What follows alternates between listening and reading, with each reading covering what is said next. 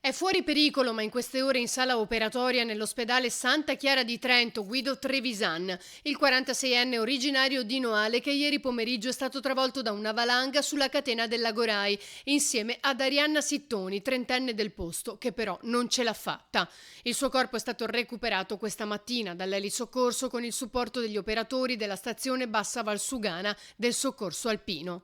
Per Trevisan frattura scomposta alla gamba.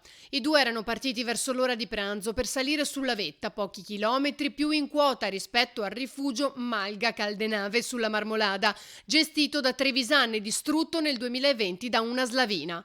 Salendo sono stati travolti. Il 46enne noalese è stato trovato cosciente e recuperato verso le 22:30. Per respirare sotto la neve era riuscito a creare una bolla d'aria, forse quello l'ha aiutato a sopravvivere. L'allarme sarebbe stato dato dalla moglie di Trevisan, preoccupata perché non rientrava. E così soccorso alpino, carabinieri, vigili del fuoco, 118 si sono messi alla ricerca dei due anche con l'aiuto di droni, fino al ritrovamento.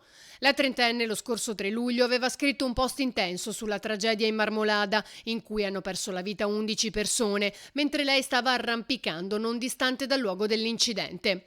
Ci trovavamo proprio lì, a sud della Marmolada, si legge. Ignari di tutto scalavamo quella parete, mentre dall'altra parte un enorme pezzo di calotta si stava staccando portandosi dietro tutto e tutti. Così vicini, ma così lontani.